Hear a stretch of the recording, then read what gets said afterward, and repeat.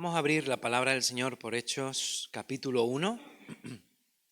Allá donde tenía oportunidad de compartir, pues me gustaba traer este pasaje, porque creo que viene muy apropiadamente, ¿no?, a la ocasión. Hechos, capítulo 1, dejarme que yo también lo busque en mi propia Biblia. Lo voy a tener aquí preparadito el pasaje. Y vamos a estar compartiendo en esta mañana. Es un trozo de texto pequeñito, pero como digo, una escena bastante conocida de la Escritura, entre los versículos del 6 al 11. Permitidme hacer una oración, si me acompañáis. Padre, gracias por esta oportunidad de estar en tu presencia, gracias por cada persona que estamos aquí reunidos en tu nombre. Y con el corazón sediento de ti, y con la esperanza de escucharte hablar en esta mañana a través de tu palabra expuesta a cada uno de nosotros. Señor, te necesitamos, Padre. Y tú sabes, Señor, la condición, la situación de cada persona que está aquí presente, incluyendo también y acordándome de cada persona que nos está viendo online, Señor. Tu palabra es viva y eficaz, y al abrirla, al leerla y al escucharla, te escuchamos a ti, Señor. Por eso, danos la actitud correcta hoy ante tu palabra y ayúdame a mí a exponerla de manera sencilla y fiel. Te lo pedimos en el nombre de Cristo. Amén. Para que me podáis seguir, yo os adelanto que voy a hablar de tres cositas muy sencillas a partir de este pasaje. Lo que no sé, lo que no comprendo y lo que de verdad importa. Ya veréis por qué un poco podemos pensar en estos términos acerca del pasaje que tenemos delante. Empezando por lo que no sé. Vamos a leer solamente el primer versículo, Hechos 1, capítulo 6, lo tenéis en pantalla, yo lo leo de mi Biblia. Dice: entonces los que se habían reunido le preguntaron diciendo: Señor, ¿restaurarás el reino a Israel en este tiempo? Interesante pregunta. El pasaje arranca con los discípulos, para poneros un poquito en situación. Están los discípulos reunidos alrededor o junto a el Señor Jesús, están en el Monte de los Olivos y el Señor Jesús está a punto de ascender y marcharse al cielo para siempre y dejar a los discípulos solos con la misión que tenían por delante. Ellos no lo sabían.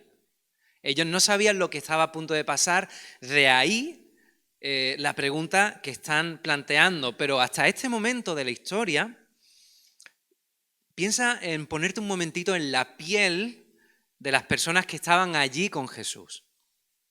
Ellos habían vivido un montón de acontecimientos muy intensos, completamente inesperados, y en un periodo muy corto de tiempo. Habían vivido primero la hostilidad hacia ellos y hacia el Señor. Después la traición de Judas, uno de entre ellos que los había traicionado y había vendido a su maestro a las autoridades. Luego el arresto de Jesús. Ellos salen todos corriendo para salvar su pellejo, digamos, ¿no? Después ejecutan al Señor en la cruz. Y cuando ya todo parecía completamente perdido, cuando están todos lamentándose y escondidos porque el Señor había muerto, de repente el Señor resucita y se aparece a ellos durante varias veces diferentes y a diferentes grupos de personas durante un periodo aproximado de 40 días. Imagínate cómo estaban. Yo me imagino que a base de tila. Porque tantas cosas tan intensas en tan poquito tiempo, pues no es fácil de digerir para nadie.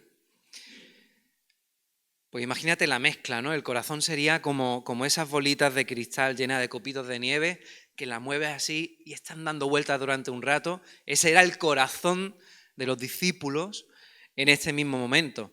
Y en esa situación, y en medio de esa nueva aparición de Jesús resucitado, ellos vienen y saltan con esta pregunta: Señor, ¿restaurarás el reino a Israel en este tiempo? Veréis, esta pregunta demuestra dos cosas. Demuestran que una cosa la sabían muy bien, y demuestra también que otra cosa no la habían comprendido.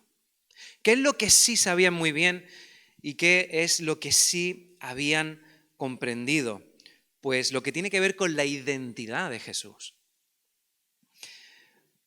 Los evangelios, en general, en su conjunto, inician su relato pivotando alrededor de lo que era la identidad de Jesús. De repente se presenta en la Biblia este personaje que es un humilde carpintero proveniente de una aldea marginal al norte de Jerusalén, en la zona de Galilea, que era Nazaret, que viene, se bautiza, empieza a predicar como nunca antes había predicado, con una autoridad que nunca antes nadie se había atribuido, y no solamente eso, sino que también comienza a realizar milagros que recordaban a los antiguos milagros del Antiguo Testamento, y no solo los recordaban, también los sobrepasaban.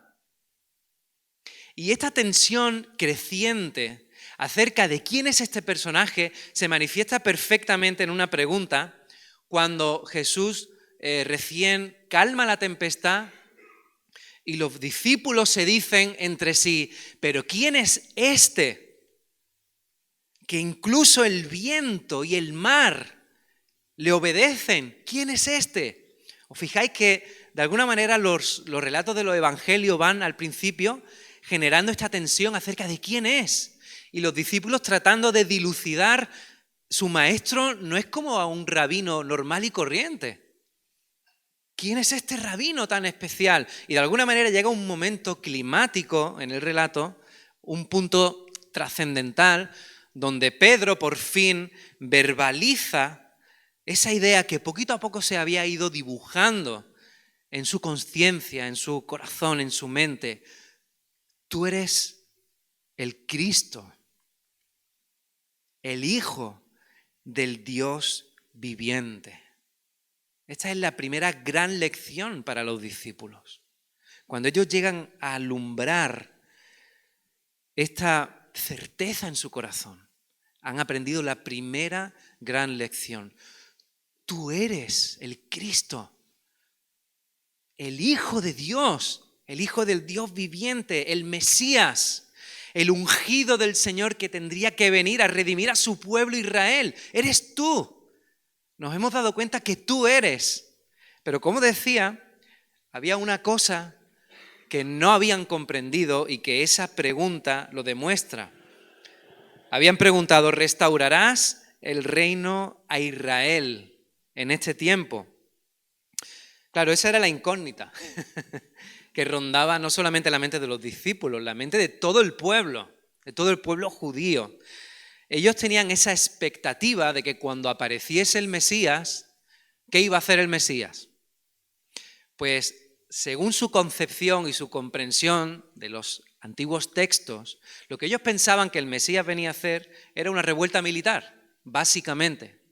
Levantarse en armas con el pueblo, expulsar a los romanos y devolver a Israel su hegemonía, su soberanía.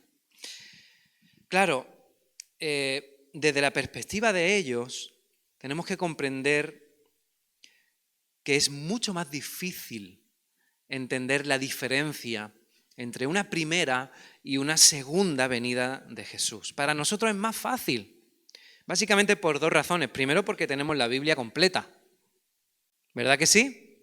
Y en la Biblia, especialmente en el Nuevo Testamento, se explica con mucho más detalle el carácter de la primera y el propósito de la primera venida de Cristo con un propósito redentor y de salvación, y el propósito de la segunda venida de Cristo con un propósito de arrebatar a su pueblo y traer juicio, el día del juicio final.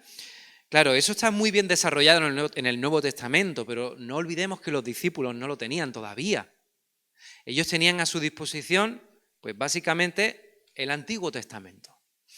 Y claro, ten en cuenta que cuando tú estás en el campo de noche y miras al cielo y se ven muy bien las estrellas, a veces tú ves dos estrellas que parecen que están como muy juntitas, ¿verdad que sí?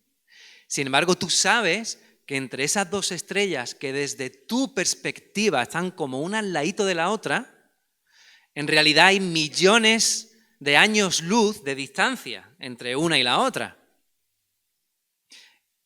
Eso es lo que pasaba con la distancia entre la primera y la segunda venida del Señor. Para ellos, desde su perspectiva, ellos veían todas las profecías del Antiguo Testamento y eran incapaces de distinguir que había una distancia entre ambas cosas. Sí, había textos que hablaban del sufrimiento del Mesías, como Isaías 53, todos lo conocemos, ¿verdad? Como oveja fue llevado al matadero, etcétera, etcétera. Pero también había textos que hablaban de su triunfo, de su victoria y de su reinado universal. Y ellos no eran capaces de distinguir que había un espacio entre una y otra venida. Nosotros es que nos ha pillado en medio. Y entonces sabemos perfectamente que Cristo vino, pero esperamos con esperanza y añoranza en el corazón que vuelva a regresar a por su iglesia. Amén. Amén. Ellos creían que todo se iba a cumplir de una sentada. Por eso están allí y le dice, Señor, ¿es ahora? Ahora es cuando ya por fin tú vas a restaurar el reino a Israel. ¿Pero qué le responde el Señor? El Señor les dice, no os corresponde a vosotros saber los tiempos ni las épocas que el Padre ha fijado con su propia autoridad, pero recibiréis poder cuando el Espíritu Santo venga sobre vosotros y me seréis testigos en Jerusalén, en toda Judea, en Samaria y hasta los confines de la tierra, o hasta lo último de la tierra. Es que estoy aquí usando otra versión, creo que es la de las Américas. Aquí en la Reina Valera que tengo delante diría así, déjame leerlo una vez más. No os toca a vosotros saber los tiempos o las sazones que el Padre puso en su sola potestad, pero recibiréis poder cuando haya venido sobre vosotros el Espíritu Santo y me seréis testigos en Jerusalén, Judea, Samaria y hasta lo último de la tierra. El ser humano es curioso por naturaleza, ¿verdad que sí? Yo recuerdo cuando niño, cuando mi madre me llevaba a casa de mi abuela, ¿sabes a qué me dedicaba yo? A registrar todos los cajones de casa de mi abuela. ¿Quién ha hecho eso? Yo me imagino que todo el mundo ha hecho eso cuando es niño, ¿verdad? Allí aburrido, esperando, buscando lo que hacía. Y mi abuela, ¿qué tendrá en este cajón? Y en este otro, y en este mueble, y en este armario. Y mi abuela regañando, niño, para ya de abrir todos los cajones. Es porque la curiosidad es como que nos mueve lo desconocido, la incertidumbre de qué hay allí, ¿no?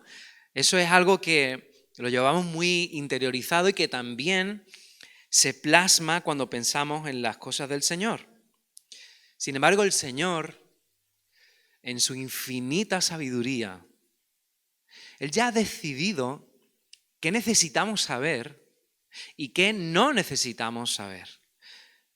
Moisés lo expresó perfectamente cuando dijo que las cosas secretas pertenecen al Señor nuestro Dios, mas las cosas reveladas nos pertenecen a nosotros y a nuestros hijos para siempre, a fin de que guardemos las palabras de esta ley.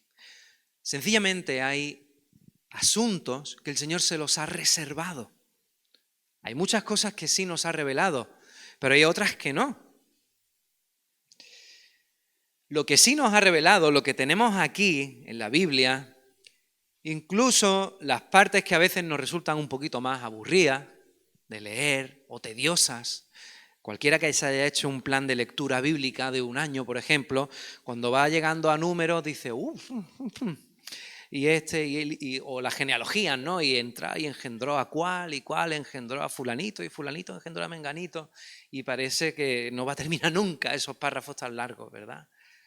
Incluso eso está puesto ahí con un propósito y con una razón y con una verdad que hay para enseñarnos en todo el conjunto de la Escritura. Y todo es para nutrir nuestra vida, para alimentar nuestra alma, para darnos a conocer su voluntad para cada uno de nosotros, para orientarnos también en la iglesia. Pero ¿por qué será que Dios no ha incluido otras muchas cosas que sí nos gustaría saber y que tenemos mucha curiosidad? Por ejemplo, no hay mucha información sobre ángeles y demonios. Y muchas veces nos gustaría saber más sobre ese tema, ¿verdad? ¿Qué pasa en el mundo espiritual? ¿Hay de verdad jerarquías de ángeles, de demonios? A veces queremos saber más de lo que la Biblia enseña. Sin embargo, Dios hay temas que sencillamente no los revela, no los desarrolla. O sobre el cielo, el infierno, o más detalles sobre el último tiempo. Pero el Señor ha determinado que no necesitamos saberlo porque no contribuye a nuestra vida. Por eso Jesús, ante la pregunta de los discípulos, Él no se dedica a satisfacer la curiosidad de ellos sobre cuándo sería el tiempo de restaurar el reino a Israel. Él lo que hace es reorientar su interés hacia la misión que tenían por delante. Y hace alusión al ministerio del Espíritu, si os dais cuenta, ¿no? Recibiréis poder cuando el Espíritu Santo venga sobre vosotros. Y me seréis testigos en Jerusalén, Judea, Samaria y hasta lo último de la tierra. Veréis, los discípulos no tenían una tarea muy fácil, que digamos, ¿verdad? Y esto es algo de lo que a mí más me sorprende, y esto es algo de lo que, cuando tengo ocasión de defender mi fe, a veces aludo a esta realidad. El mismo grupo de hombres que tan solo unas semanas antes habían salido corriendo para salvar su vida en el momento en que estaban arrestando al Señor, es exactamente el mismo grupo de hombres que luego salen a la calle para publicar abiertamente que habían visto a Cristo resucitado y a compartir las buenas nuevas del Evangelio. ¿Y por qué? ¿Cómo es posible, no? ¿Qué puede explicar ese cambio de actitud en la vida de estas personas? Pues básicamente porque era verdad. Porque verdaderamente habían visto al Cristo resucitado, porque habían comprobado con sus propios ojos que hay una esperanza de vida eterna real, verdadera, genuina, porque habían visto a su Señor levantarse de la tumba y aparecerse a ellos. Y ellos se dan cuenta inmediatamente de que la vida no se acaba, el punto y final de la vida no es la tumba, sino que estamos orientados hacia la eternidad. Por eso de repente ya no les importa salir a la calle, no solamente predicar, no solamente llevar el Evangelio, no solamente cumplir su misión, sino también poner su propia vida, como todos ellos la pusieron, excepto Juan, que murió viejo y desterrado en la isla de Patmos. El Espíritu Santo estaba capacitando a estas personas y lo mismo puede hacer contigo. No estás solo, el Señor no te ha dejado huérfano. El Señor no se ha marchado para dejarte a tu suerte y te ha dicho, mira, toma la Biblia, ahí te apañes, tú vas leyendo y si acaso ya nos veremos cuando te mueras. El Señor ha venido a morar en tu corazón. Fíjate hasta qué punto esto es importante, que el Señor Jesús en el Evangelio de Juan dice, os conviene que yo me vaya para que yo pueda enviar al Espíritu Santo a morar dentro de ti. Claro, muchos de nosotros nos preguntamos, ¿cuánto me hubiera encantado vivir en los tiempos de Jesús y poder estar ahí, verle en persona, ver los milagros, hacerle preguntas, hablar con él? Bueno, todos hemos visto la serie de Chosen, ¿no? Qué bonito, qué bien. Cómo le podían preguntar, cómo se reían con Jesús, cómo a veces lloraban con él, cómo podían recibir incluso un abrazo. Pero el Señor dijo, es mejor que yo me vaya, porque ahora no es que esté ahí para hablar contigo, es que lo llevas dentro, está en ti. Solamente tienes que dejarle entrar en tu vida y en tu corazón. Y como decía, pues no te ha dejado huérfano, no solamente te salva, sino que también está para capacitarte. Voy a correr un poquito más. Vamos a pasar a lo que no comprendo, porque según el relato, ahora va a pasar algo que va a dejar a los discípulos completamente descolocados y desubicados. Dice el versículo 9 que habiendo dicho estas cosas, viéndolo ellos, fue alzado y lo recibió una nube que lo ocultó de sus ojos. Yo me imagino que de haber estado allí yo me hubiera quedado de piedra, ¿verdad? O sea, tú estás ahí hablando con el Señor y de repente... Y claro, es como que, espera, ¿qué está pasando? Se eleva hasta el cielo y una nube lo oculta de sus ojos. Claro, ellos estaban casi seguros de que lo que venía ahora era la guerra. Pero en vez de levantarse en armas, el Señor se va. Que se va, mira, que se va. Como un niño que se le escapa un globo de estos, ¿verdad? Y te quedas mirando un rato el globo hasta que se pierde de la vista. Todos lo hemos hecho, ¿sí o no? Pues el Señor igual, que se nos va el Señor, que se nos va. Y se quedaron completamente fuera de juego, sin saber muy bien qué decir ni cómo reaccionar. De manera que el maestro se ha marchado, se dirían ellos. ¿Y ahora qué hacemos? ¿Sabes que nosotros no somos mejores que los discípulos? Y como a ellos, muchas veces nuestra vida pasa por acontecimientos que nos descolocan y que también pues, nos dejan fuera de juego y que no encajaban para nada con lo que esperábamos que iba a pasar a continuación en nuestra propia vida o según nuestros planes. A veces, por ejemplo, llegan en las noticias, vemos que hay en los informativos desastres naturales y que hay cosas que pasan en el mundo y que mueren un montón de gente. Y no es cierto que a veces te preguntas, Señor, ¿tú por qué permites estas cosas, ¿no? ¿Cómo es posible que esto pase, Señor? ¿Cómo es posible que haya, no sé, una tormenta donde muera gente, una inundación, un terremoto? ¿Por qué pasan estas cosas con desgracias personales? Pero cuando te toca de verdad a ti, es cuando de verdad te quedas descolocado. Cuando hay problemas cotidianos, ¿no? Yo qué sé, pierdes el trabajo, tienes de repente un problema económico que no sabes cómo va a salir, pero cuando tienes un problema gordo, de una enfermedad que no esperabas, una enfermedad grave o una pérdida, ahí es cuando te quedas como un coche en la cuneta, ¿no? Mirando pasar el tráfico y la vida, sin saber muy bien qué ha pasado, ni qué hacer a continuación, ni dónde recurrir.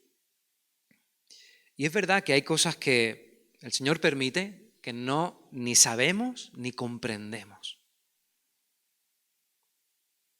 Pero déjame decirte algo. Esta incertidumbre son herramientas en manos del Señor. Estos momentos donde tú no comprendes, donde parece que el suelo debajo de tus pies es como que se vuelve inestable en sentido figurado. Este tipo de momentos son el martillo y el cincel que el Señor está usando para forjar tu corazón. Porque esta etapa de incertidumbre que a veces nos viene en la vida nos recuerda cuánto de verdad dependemos de Dios y cuán frágiles somos. Y nos devuelve, en cierto sentido, a esa condición de niño. Yo siempre digo, y seguramente más de uno me habrá escuchado decir esto, que cuando me convertí en padre, aprendí mucho acerca del amor y la paciencia del Señor. Y también de la fe. ¿Sabéis que no hay nada como la fe de un niño? Tú pones a un niño chiquitito de los que hay por aquí, lo subes en el muro de ahí enfrente y te pones a un metro y le dices, salta que yo te cojo, y el niño no se lo piensa ni una vez. Salta con una fe ciega en que su papá está ahí para recibirlo en brazos. Y que no importa qué largo sea el salto, si mi papá me está diciendo que salte, es porque yo sé que me va a coger. ¿Cuánta fe tiene un niño, verdad? A veces el Señor nos permite vernos también al borde de un muro y diciendo, salta, yo te cojo. Y esas situaciones en la vida pues son precisamente para recordarnos que no somos autosuficientes, que realmente no nos podemos valer por nosotros mismos y que dependemos cada día del Señor. Hay un pasaje que me gusta mucho, que está en Eclesiastés. Eclesiastés es un libro precioso. Es una reflexión sobre el sentido de la vida, que si no lo has leído te invito a que lo hagas. Es un libro precioso. Uno de los pensamientos que hay en este libro es el siguiente.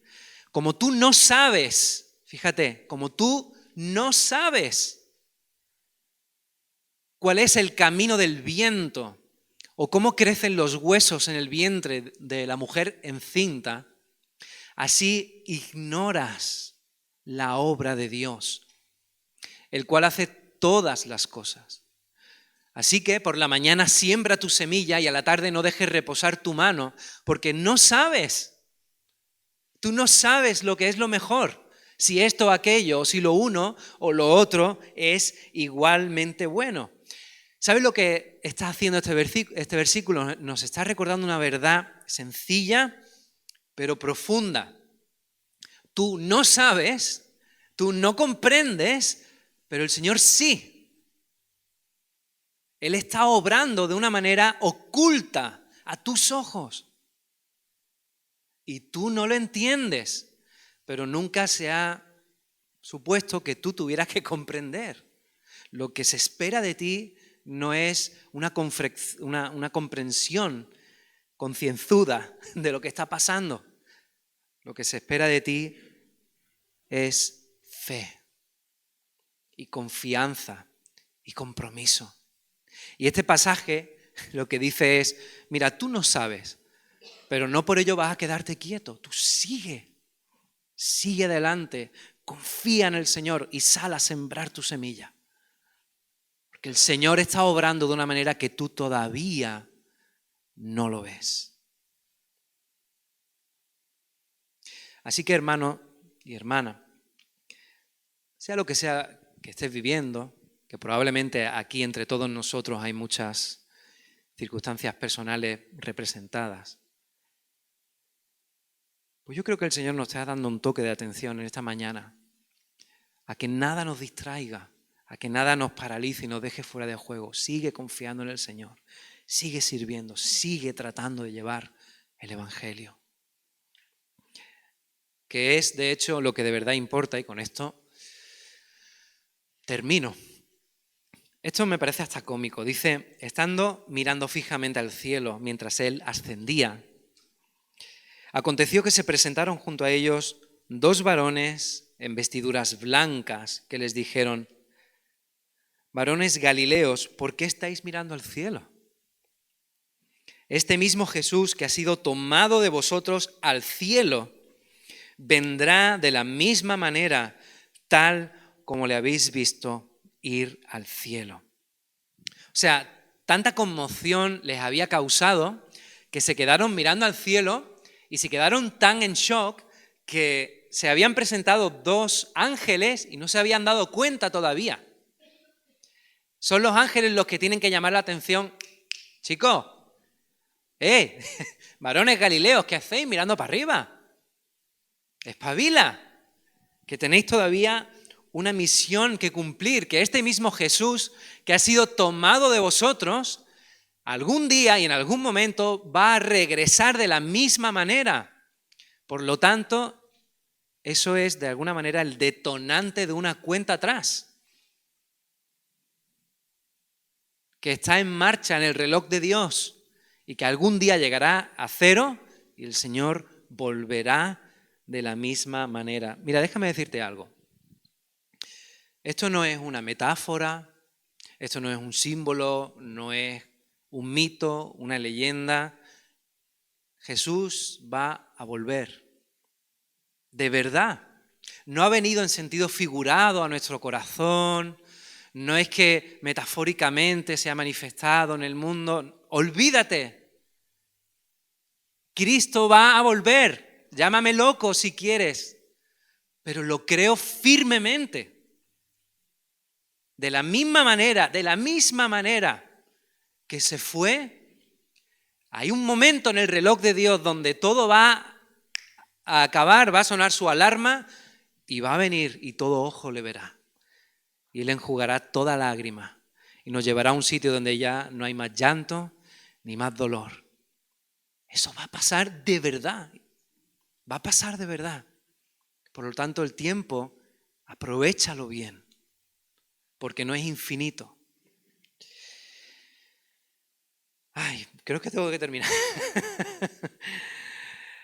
Hermano y hermana, que nada nos distraiga de lo más importante, que es llevar el Evangelio. Yo sé que hay situaciones en la vida que son difíciles, que tú tienes tu vida, tus responsabilidades, tu atención, pero mira, yo te animo a que tú tengas en tu mente y en tu corazón cada día salir de casa con un corazón misionero. Mira, yo entiendo que es difícil hablar del Señor a la gente. Para mí lo es. Yo no estoy aquí poniéndome de nada. Para mí es difícil. Pero, ¿quieres un consejo? Empieza orando el día y pidiéndole al Señor, Señor, dame una oportunidad hoy de hablar de ti. Y tenlo en tu corazón y estate atento y sé sensible a las oportunidades. Porque estoy seguro de que si lo deseas de corazón, el Señor te va a brindar esas oportunidades. Y por otra parte, plantéatelo de la siguiente manera. Hay personas que quizá la única oportunidad de escuchar el Evangelio que tienen sea a través de ti. Imagínate cuánta responsabilidad el Señor ha puesto en nuestras manos. Que el Señor nos ayude. Y hermanos, que el Señor os bendiga grandemente. Amén.